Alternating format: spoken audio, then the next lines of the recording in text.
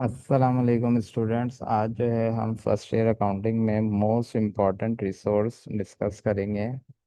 तो सबसे पहले तो हम आपको एक्सप्लेन कर दें कि इस क्लास में जो है हम आपको जितने भी हमारे टॉपिक है उसका एक क्विक रिवीजन देंगे। ज़ीरो से स्टार्ट करेंगे और आखिर तक जो है एक रिवीजन होगा, और हमारा इसमें फोकस ये होगा कि हम जो है वो आपको अकाउंटिंग के जो फॉर्मेट्स हैं उससे रिलेटेड हम आपको आगाह कर दें, क्योंकि बहुत सारे स्टूडेंट ऐसे होंगे जिन्होंने अकाउंटिंग जो है वो शुरू शुरू में पढ़ी होगी, बीच में फिर वो दूसरे टॉपिक्स पे आ गए होंगे, देन उसके बाद फिर ये फाइनेंशियल स्टेटमेंट पे आ गए होंगे। तो इससे जो है ना आपके दिमाग में जो है मिक्सचर बन गया होगा। उसी मिक्सचर को जो है हम सॉल्व करने के लिए ये वीडियो बना रहे हैं। तो इसमें जो है हम मोस्ट इम्पॉर्टेंट टॉपिक्स जो हैं इसको हम देखेंगे और आपको फॉर्मेट समझाने की कोशिश करेंगे। तो वीडियो जो है इसको चाहूँ तो मैं 4 आवर्स की भी बना सकता हूँ, क्योंकि इसमें काफ़ी डिटेल है। बट लेकिन ये है कि अभी टाइम आप लोगों के पास कम है, तो हम इसको शॉर्ट से शॉर्ट बनाने की कोशिश करेंगे। तो सबसे पहले आपने स्टार्टिंग में देखना होगा कि अकाउंटिंग आखिर होती क्या है। तो इसमें जो है आपने पढ़ा होगा, फर्स्ट टॉपिक आपका जनरल जनरल था। तो जब आपने फर्स्ट क्लास ज्वाइन की होगी तो आपको सर ने एक डेफिनेशन बताई होगी जो ये दी हुई है आप।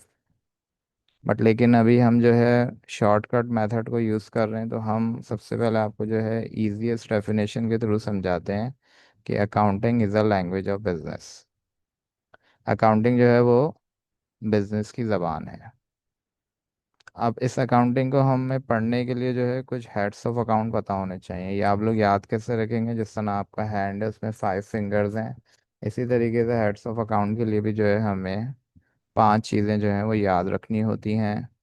सबसे पहले हमारा हेड्स ऑफ अकाउंट में आ जाता है assets, then liabilities, owners equity आ जाती है, रेवेन्यू एंड एक्सपेंसेस। ये 5 चीज़ें जो हैं ये हमारे हेड्स ऑफ अकाउंट में आती हैं, और हमारी अकाउंटिंग जो है वो इसी के अराउंड रिवॉल्व कर रही होती है। तो सबसे पहले अगर हम डिस्कस करें, फर्स्ट हमारा हेड्स ऑफ अकाउंट में शामिल है एसेट। तो एसेट्स में जो है हमारे एक ऐसी रिसोर्स होती है जिसकी कोई इकोनॉमिक वैल्यू हो और आप उसको बिजनेस पर्पस में यूज़ कर सकें। क्योंकि हम अकाउंटिंग में जो है ना एज अ बिजनेस ही डील कर रहे हैं। आपका हाउस है वो भी आपके लिए एसेट है, बट लेकिन हम अकाउंटिंग पढ़ते हुए वो चीज़ रखेंगे जिसकी कोई इकोनॉमिक वैल्यू हो और हम उसको जो है वो बिजनेस पर्पस में यूज़ कर सकें। तो इस एसेट्स के जो है 2 टाइप्स हैं, एक करंट एसेट्स हैं और एक नॉन करंट एसेट्स हैं। सबसे पहले हम करंट एसेट्स को डिस्कस कर लेते हैं। ऐसे एसेट्स जिनकी useful life less than 1 year है, वो जो है हमारे करंट एसेट्स हैं। उसमें cash, bank account receivable, debtors, merchandise inventory, office supply, sales equipment, prepaid rent, prepaid insurance, investment, ये सब जो है हमारे करंट एसेट्स में आ जाते हैं। कैश और बैंक तो आपको पता होगा। अकाउंट रिसीवेबल का मतलब ये होता है कि आपने कोई चीज़ क्रेडिट पे सेल की है, उसके अगेंस्ट में आपको पैसे रिसीव करना है। देन डेटर्स मींस भी यही होता है। अकाउंट रिसीवेबल के लिए हम डेटर्स का अकाउंट यूज़ करते हैं। मर्चेंडाइज, मर्चेंडाइज आप लोगों को पता होगा कि जिस चीज़ का आप बिजनेस कर रहे हैं वो मर्चेंडाइज कहलाती है। देन उसके अलावा भी इन्वेस्टमेंट है। क्वेश्चन ये आता है कि आपने इसको यहाँ पे क्यों लिखा है। इन्वेस्टमेंट जो है ना ये 2 टाइप्स की होती है, शॉर्ट टर्म भी हो सकती है, लॉन्ग टर्म भी हो सकती है। अब अगर इसको आपने शॉर्ट टर्म के लिए कहीं इन्वेस्ट किया है तो हम उसको करंट एसेट्स में लिख देंगे, लॉन्ग टर्म में किया है तो नॉन करंट में लिख देंगे या फिक्स एसेट्स में लिख देंगे। देन उसके बाद हम नॉन करंट एसेट्स पे आ जाते हैं। ऐसे एसेट्स जिनकी useful life more than 1 year है, नॉन करंट में आ जाते हैं। Just like land, building, office equipment, furniture, sale equipment और व्हीकल, ये सारे जो एसेट्स हैं ना ये 1 साल से ज़्यादा इनकी वैल्यू होती है। तो इस वजह से हमने जो है इनको नॉन करंट एसेट्स में डाल दिया। Then second heads of account जो था वो हमारा लाइबिलिटी है। लाइबिलिटी मीन्स होता है कि आपको किसी चीज़ की पेमेंट करनी है। जस्ट लाइक आपने जो है किसी से बोरो कर लिए पैसे, या कोई चीज़ आपने क्रेडिट पे ले ली है, क्रेडिट कार्ड के थ्रू आपने ट्रांजेक्शन की है, तो वो आप लायबल हैं कि आप उसकी पेमेंट करेंगे, तो वो जो है लाइबिलिटी में आ जाता है। अब ये लाइबिलिटी भी 2 टाइप्स की हैं, करंट है और एक नॉन करंट है। करंट लाइबिलिटीज़ को हम शॉर्ट टर्म कहते हैं लाइबिलिटीज़, और नॉन करंट को जो है हम लॉन्ग टर्म लाइबिलिटीज़ कहते हैं। तो इसमें जो है जिस तरह वहाँ अकाउंट रिसीवेबल था, वो पैसे रिसीव करने थे, ये आपको पे करने हैं। बिल्स पेबल हो गया, सैलरीज पेबल, वहाँ जो था वो क्रेडिट डेटर्स था जो हमने अकाउंट रिसीवेबल के लिए यूज़ किया था, यहाँ क्रेडिटर का अकाउंट यूज़ कर लेते हैं। टैक्सेस पेबल, बैंक ओवरड्राफ्ट, जब आपने बैंक से लोन लिया हो शॉर्ट टर्म के लिए तो वो बैंक ओवरड्राफ्ट में आ जाता है। इसी तरीके से आपने लॉन्ग टर्म के लिए बैंक से लोन लिया है तो वो बैंक लोन में आ जाता है। देन आपके डिबेंचर्स आ जाते हैं, जो ज्वाइंट स्टॉक कंपनी लोन के लिए इशू करती हैं, जिसके अगेंस्ट में joint stock company loan receive करती हैं, तो वो डिबेंचर्स आ जाते हैं। देन मॉर्गेज आ जाता है, प्रॉपर्टी के लिए कोई लोन लिया हो, एंड बॉन्ड्स पेपर। ये तो हमारे सेकंड था लाइबिलिटी, उसमें हमने करंट और नॉन करंट लाइबिलिटीज़ को डिस्कस कर लिया है। देन ओनर्स इक्विटी है, इसमें हमारा कैपिटल, ड्राइंग और एडिशनल इन्वेस्टमेंट आ जाता है। कैपिटल मतलब जो आपने बिजनेस स्टार्ट करते हुए जो इन्वेस्टमेंट की है वो कैपिटल है। देन ड्राइंग जो है, आपने बिजनेस कर रहे थे, घर के खर्चों के लिए आपको ज़रूरत है तो ड्राइंग में आ जाएगा। देन फर्दर आपने इन्वेस्टमेंट की है बिजनेस में तो वो एडिशनल इन्वेस्टमेंट में आ जाएगा। थर्ड हमारा जो है वो रेवेन्यू है। रेवेन्यू मीन्स इनकम, सेल्स आपने कोई चीज़ की है तो वो भी आपके लिए रेवेन्यू है। कमीशन भी रेवेन्यू है। Service income, rent revenue, net income, मतलब कोई भी जो है ना आपको, कोई आपने प्रॉपर्टी दी है उसके अगेंस्ट में आपके पास पैसा आ रहा है, किसी भी तौर की जो इनकम है, किसी भी टाइप की इनकम जो है वो रेवेन्यूज में आती है। देन एक्सपेंडिचर्स हैं, तो इसमें जो है salaries, rent, utilities, bad debts, depreciation, ये सारे हमारे एक्सपेंसेस हैं। इसका हम फर्दर एलोबरेट कर सकते हैं, लेकिन यह है कि अभी काफ़ी लंबी मुझे और चीज़ें भी आपको बतानी है, तो आप इसको खुद भी पढ़ सकते हैं। देन इसके बाद नेक्स्ट आपने सुना होगा कि rules of debit and credit क्या होते हैं। बास टीचर्स ने शायद आपको बताया हो कि डेबिट मतलब होता है आना, क्रेडिट मतलब होता है जाना। बट लेकिन ये जो बात है ना, ये बिल्कुल ही इलॉजिकल है। डेबिट का मतलब आना जाना जो है, ये कुछ लॉजिक नहीं बनता। Rules of debit and credit में हमें assets, liabilities, owners equity, revenue और एक्सपेंसेस को एडजस्ट करना होता है। वो कैसे एडजस्ट करते हैं? एसेट्स जब भी इंक्रीज होगा उसको एज अ डेबिट रिकॉर्ड करेंगे, डिक्रीज होगा तो क्रेडिट। इसी तरीके से लाइबिलिटी डिक्रीज होगी तो डेबिट, इंक्रीज होगी तो क्रेडिट। ओनर्स इक्विटी डिक्रीज होगी तो डेबिट, इंक्रीज होगी तो क्रेडिट। रेवेन्यू डिक्रीज होगा डेबिट, और इंक्रीज होगा तो क्रेडिट। देन इसके बाद जो है एक्सपेंसेस हैं, इंक्रीज होंगे तो डेबिट, डिक्रीज होंगे तो क्रेडिट। आप लोग देखेंगे एसेट्स और एक्सपेंसेस के जो है वो नेचर सेम है, बाकी लाइबिलिटी, ओनर्स इक्विटी और रेवेन्यू की नेचर सेम है। मतलब एसेट्स और एक्सपेंस इंक्रीज हो रहे हैं तो वो डेबिट हो जाएंगे, डिक्रीज होंगे तो क्रेडिट। लाइबिलिटी, ओनर्स इक्विटी और रेवेन्यू इंक्रीज होंगे तो डेबिट, डिक्रीज होंगे तो क्रेडिट।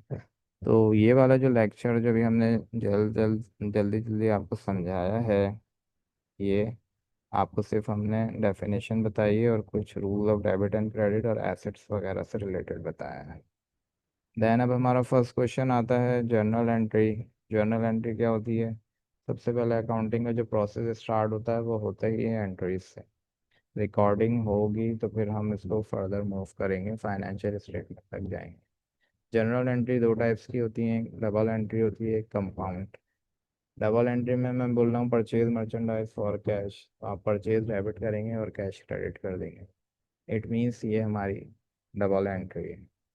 देन इसी तरीके से कंपाउंड एंट्री में मैं बोल रहा हूँ purchase merchandise for cash on an account, तो आप परचेजेस को डेबिट करेंगे, कैश और अकाउंट पेबल को क्रेडिट कर देंगे। तो इस एंट्री में हमने तीन अकाउंट यूज़ करे हैं, तो इट मीन्स ये हमारी कंपाउंड एंट्री होगी। दो अकाउंट है तो डबल, दो से ज़्यादा हों तो वो कंपाउंड एंट्री कहलाती है।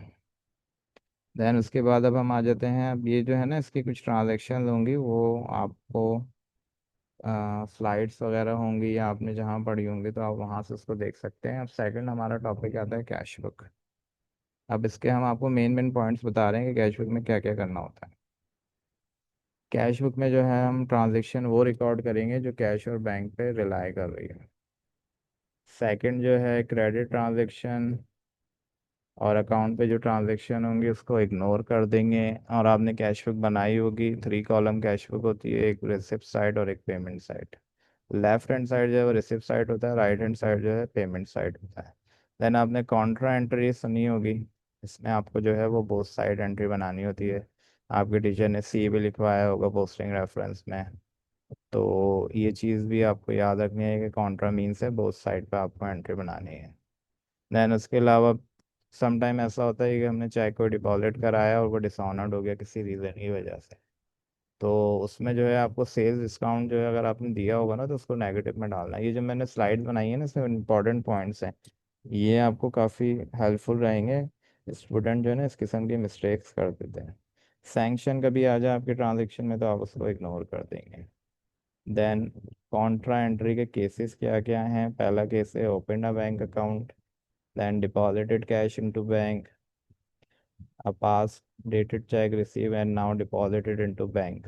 तो उसकी भी कॉन्ट्रा बनेगी। एक चेक होता है ना हमने 2 दिन पहले लिया था, उसको कैश ऑन हैंड में रखा था, अब हम उसको बैंक में जमा करा रहे हैं। Withdraw cash from bank for office use, इसकी कॉन्ट्रा बनती है। Transfer of fund from one bank to another, इसकी कॉन्ट्रा बनती है। और कभी ओनर ने है कोई चीज़ खरीदी है और उसने अपने ओन पॉकेट से ली है, उसकी भी कॉन्ट्रा बनती है। अब कॉन्ट्रा के आपने रूल्स तो पढ़ लिए, लेकिन अब आपको रट्टा भी चलने लगा लिया। लेकिन अब आपको एक बात हम बता रहे हैं, शायद आपने ना सुनी हो।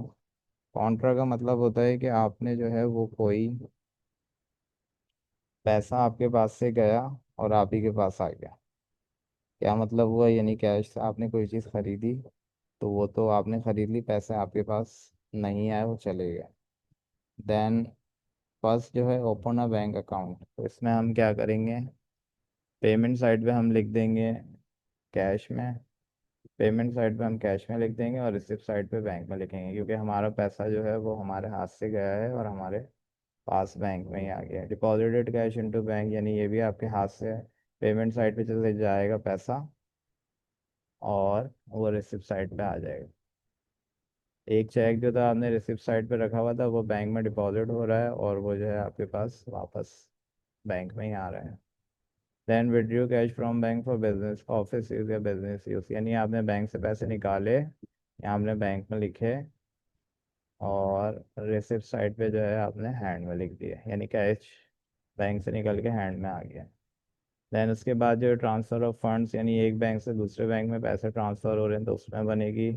ओनर ने कोई चीज़ खरीदी है और उसको अपने पॉकेट से ख़रीदा है, तो आप पहले जो है ना उस वाली एंट्री को पहले आप लोग रिकॉर्ड करेंगे, रिसिप्ट साइड पे शो करेंगे इतने पैसे आए हैं कैश में, और फिर पेमेंट साइड से वही चीज़ के कैश से निकल जाएंगे।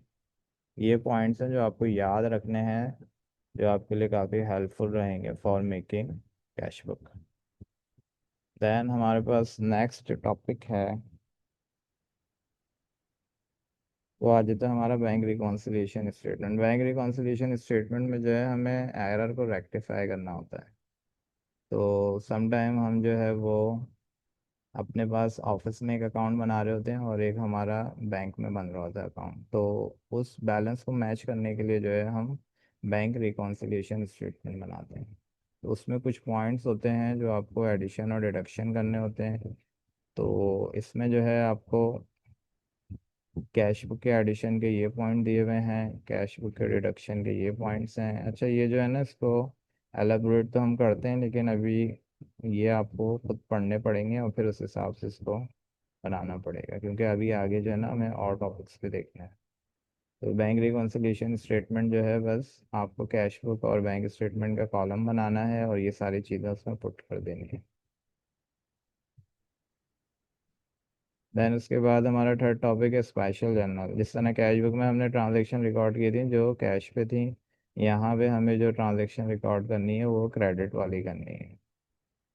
अगर कोई कैश पे ट्रांजैक्शन आ जाएगी तो उसको हम इग्नोर कर देंगे। वहाँ जो था ना कैश बुक में हमें क्रेडिट वाली इग्नोर करनी थी, यहाँ कैश वाली।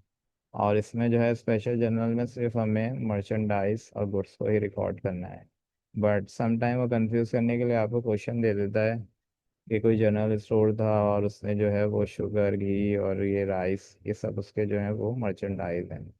क्योंकि हमने यहाँ ऊपर रूल पढ़ा है ना कि हमें जो है ट्रांजैक्शन में जो है मर्चेंडाइज रिकॉर्ड करनी है और गुड्स रिकॉर्ड करनी है।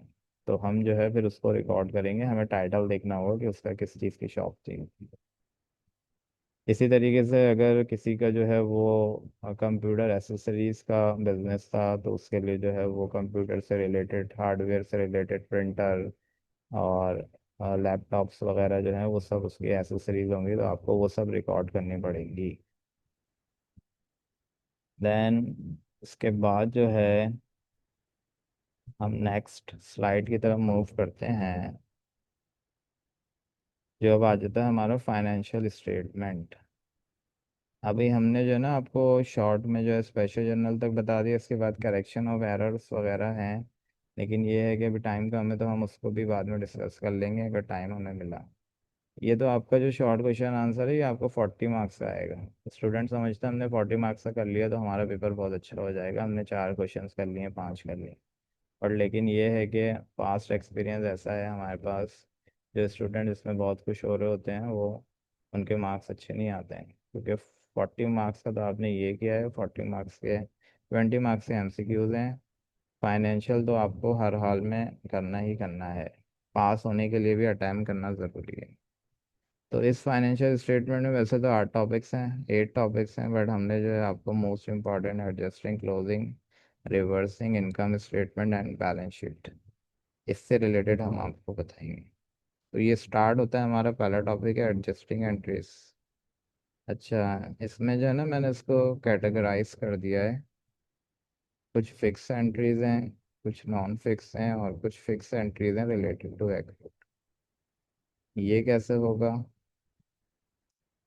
सबसे पहले हम देखेंगे फिक्स एंट्रीज। एडजस्टिंग के लिए फिक्स एंट्रीज में कौन सी है? पहली डेप्रिसिएशन की है, इसकी एंट्री फिक्स होती है, हमेशा आपको यही बनानी है, depreciation expense debit allowances for depreciation credit.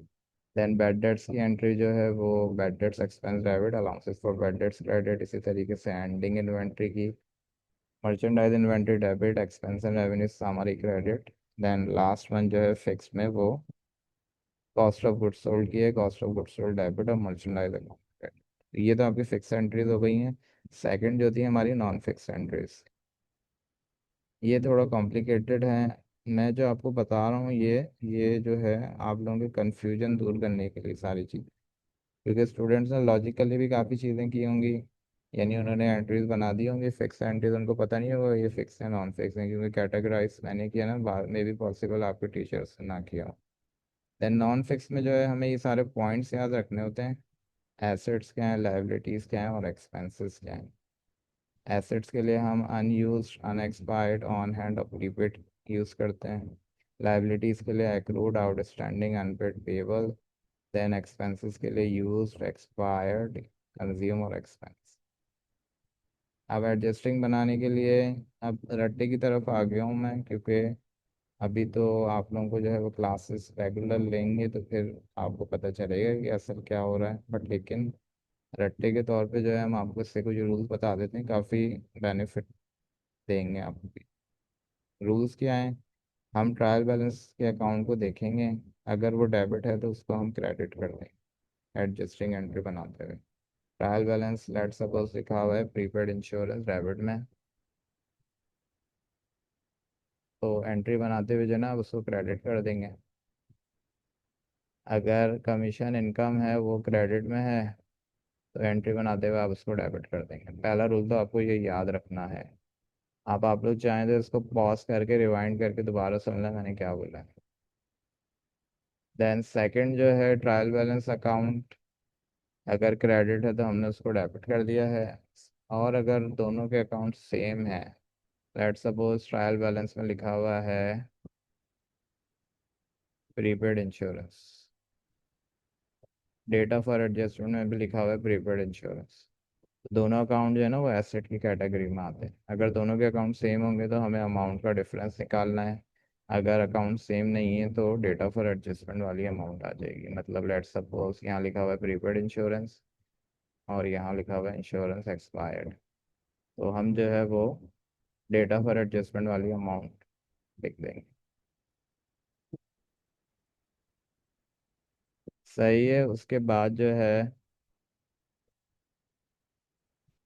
अब हम आ जाते हैं, मूव कर जाते हैं नॉन फिक्स एंट्रीज में फर्दर। अब ये आपको याद रखना है कि इसमें कुछ रिलेशन है, एक एसेट और एक्सपेंस का रिलेशन होता है।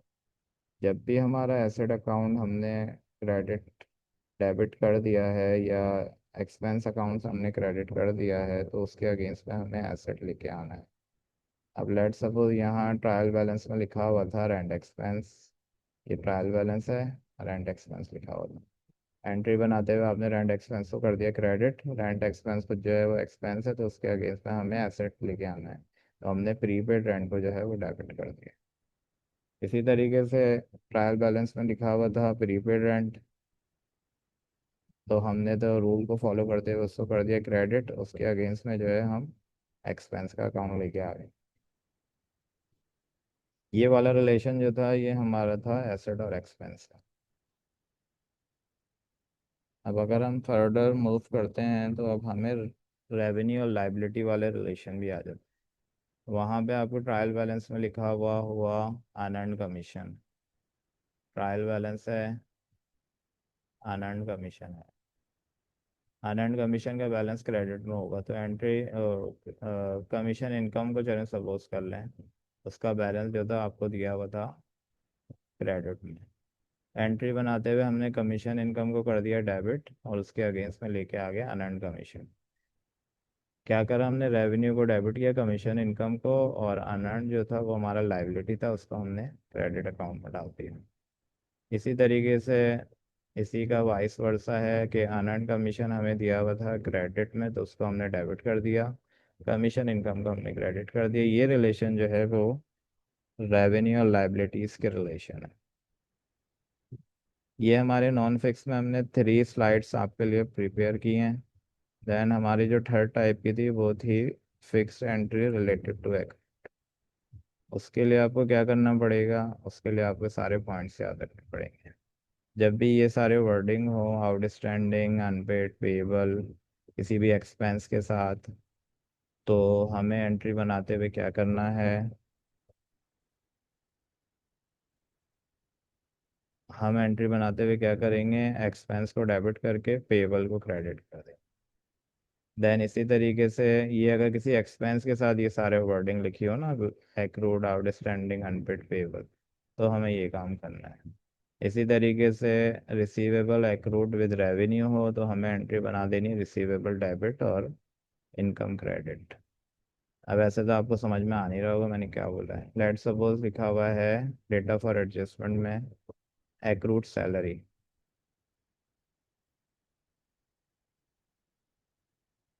अब एक्रूड सैलरी जो है ना, वो आपका एक्रूड वर्ड था, वो लाइबिलिटी में था। तो हमने एंट्री क्या बना दी, सैलरीज एक्सपेंस को डेबिट कर दिया और सैलरीज पेबल को क्रेडिट कर दिया। इसी तरीके से लिखा हुआ है एक्रूड कमीशन।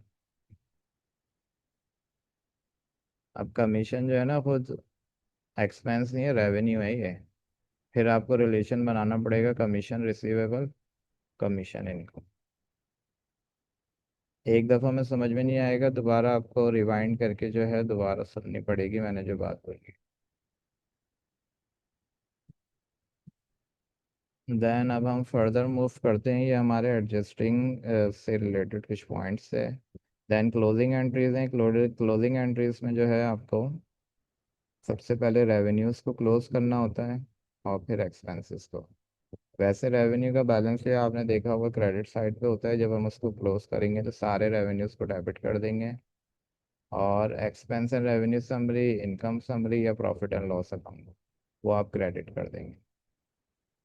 ये हमने रेवेन्यूज को क्लोज कर दिया है। ये सारे रेवेन्यूज है ना, फॉर्मेट पढ़ लेगा, काफ़ी यूजफुल है, किसी को चाहिए हो तो मुझसे कांटेक्ट करके व्हाट्सएप पे ये सारे फॉर्मेट ले सकते। देन सेकंड जो है, हम सारे एक्सपेंस एंड रेवेन्यू समरी को डेबिट साइड पे लिख के सारे एक्सपेंसेस को क्लोज कर देंगे, क्रेडिट कर देंगे, इन सब का जो सम होगा वो यहाँ लिख देंगे। फिर अब हम देखेंगे कि एक्सपेंस एंड रेवेन्यू समरी का बैलेंस किस साइड पे कम पड़ रहा है। लेट सपोज यहाँ पे जो था वो आ रहा था 1 लाख, और इधर आ रहा था 90,000। अब डेबिट में जो था वो 90,000 था, क्रेडिट में जो था वो 1 लाख था। किस साइड पे कम पड़ रहा है, डेबिट साइड पे कम पड़ रहा है। कितना कम पड़ रहा है, 10,000 हम लिख देंगे दोनों जगहों पे, और इसको क्लोज कर देंगे नेट इनकम को कैपिटल अकाउंट। इसी का अपोजिट भी हो सकता है, यहाँ पे लेट सपोज हुआ 90,000 और इधर हुआ 1 लाख। तो अब किधर कम पड़ रहा है, अब हमारा जो है वो क्रेडिट साइड पे जो है वो अमाउंट कम पड़ रही है, डेबिट पे जो है वो ज़्यादा है, तो हम एक्सपेंस एंड रेवेन्यू समरी जो यहाँ डेबिट है ना वो क्रेडिट हो जाएगा और कैपिटल अकाउंट डेबिट हो जाएगा। ये फॉर्मेट आप लोग पढ़ेंगे, काफ़ी हेल्पफुल रहेगा। और इसके जो इंपॉर्टेंट पॉइंट्स आपको याद रखना है कि मर्चेंडाइज इन्वेंट्री एंडिंग जो है वो हमारी एज अ रेवेन्यू ट्रीट होती है, और जो हमारी ओपनिंग है उसको एक्सपेंस के तौर पे ट्रीट करना है। एंड लास्ट में स्टूडेंट जो है वो भूल जाते हैं, ड्राइंग को भी क्लोज करना होता है, कैपिटल अकाउंट डेबिट हो जाता है और ड्राइंग क्रेडिट हो जाता है। ये जो था हमारा इनकम क्लोजिंग एंट्रीज का फॉर्मेट था। देन अब हम फर्दर मूव करते हैं तो हमारा इनकम स्टेटमेंट आ जाता है।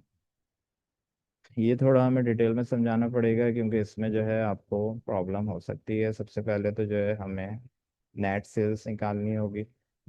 तो मैंने 4 पॉइंट्स में डिस्ट्रीब्यूट कर दिया, तो पहले हम लिख देते हैं नेट सेल्स निकालनी है। सेकंड में आपको निकालनी है cost of goods sold. Then आपको निकालने हैं ऑपरेटिंग एक्सपेंसेस और अदर इनकम। ये 4 हिस्सों पे बेस करता है ये। नेट सेल निकालते हुए क्या करा आपने, सबसे पहले सेल्स लिख दिया, सेल्स रिटर्न और सेल डिस्काउंट माइनस कर दिया, तो नेट सेल्स की अमाउंट आ गई है।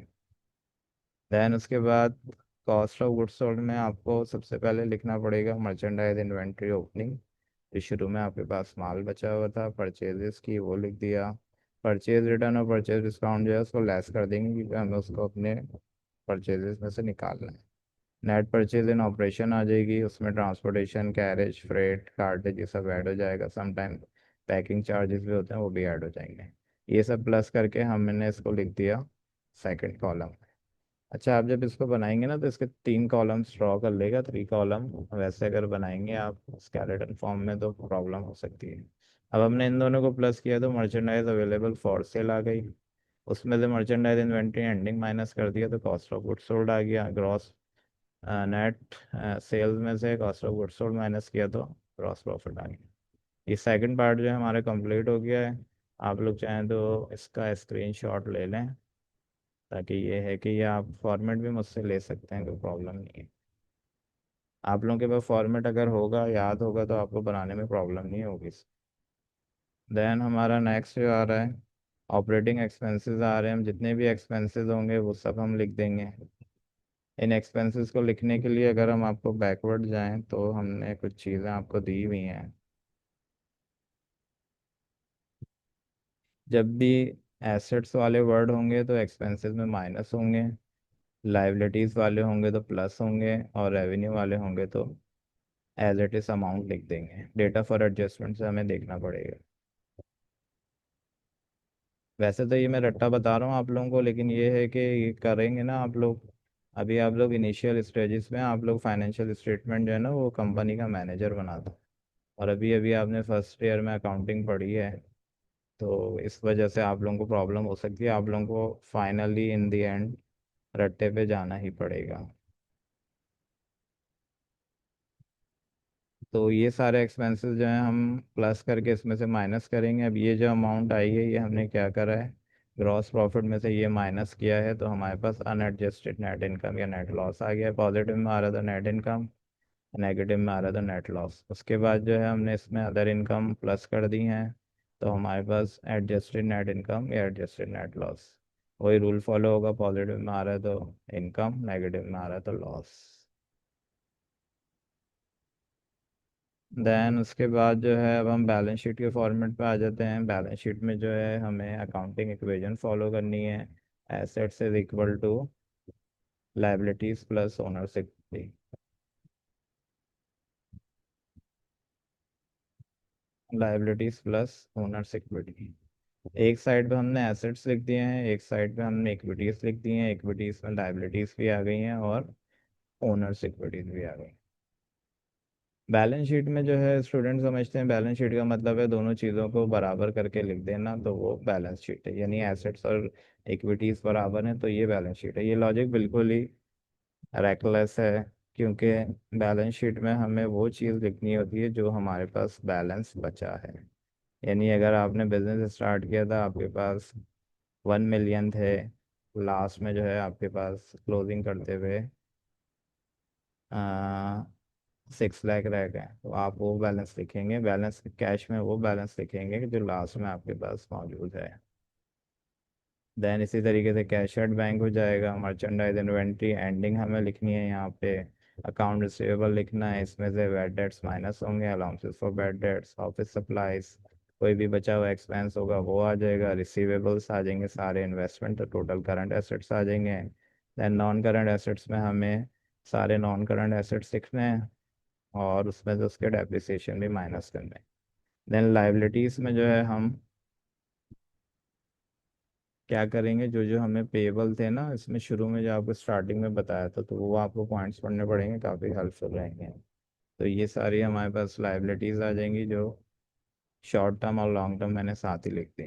देन उसके बाद ओनर्स इक्विटी आ जाएगी, इसमें कैपिटल एट स्टार्ट आता है, ड्राइंग इसमें से लेस हो जाती है, एडिशनल इन्वेस्टमेंट और नेट इनकम है तो प्लस, नेट लॉस है तो माइनस, ये सब प्लस करके हमारे पास टोटल ओनर्स इक्विटी आ जाएगी। इन दोनों को प्लस करेंगे तो टोटल इक्विटीज का बैलेंस आ जाएगा हमारे पास। ये वाला बैलेंस टोटल इक्विटीज और ये वाला बैलेंस एक बराबर होना चाहिए, तो इट मीन्स आपकी बैलेंस शीट जो है वो बिल्कुल सही बनाई गई है।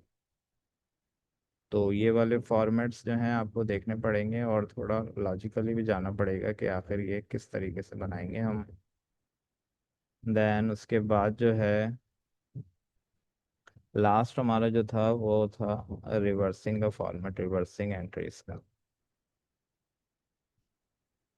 रिवर्सिंग एंट्रीज कुछ भी नहीं है इसमें, आपको जो है अगर एसेट्स अकाउंट डेबिट है तो उसको रिवर्स कर देना है, लाइबिलिटी अकाउंट क्रेडिट है तो उसको रिवर्स कर देना है। बच्चे बहुत कंफ्यूज होते हैं आखिर रिवर्सिंग है क्या चीज़। तो रिवर्सिंग में हमें कुछ भी नहीं करना है, एसेट्स अगर डेबिट हैं तो उसको क्रेडिट कर देंगे, और एसेट्स अकाउंट अगर डेबिट हैं तो उसी की हमें रिवर्सिंग बनानी है। तो रिवर्सिंग सबसे पहले तो ये क्वेश्चन आता है बनेंगी किसकी। आपने एडजस्टिंग एंट्रीज देखी होंगी ना, तो उसी की हमें रिवर्सिंग बनानी है। चलो मैं एग्जांपल दे देता हूँ। एक एंट्री हमें दी हुई है प्रीपेड रेंट और रेंट एक्सपेंस।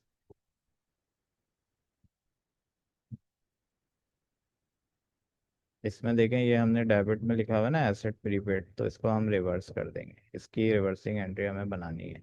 सेकंड अगर हमें दिया हुआ है, बाकी किसी की भी नहीं बनानी, सिर्फ इसी की बनानी है जिसमें एसेट डेबिट है। सेकंड में हमें दिया हुआ है कमीशन इनकम,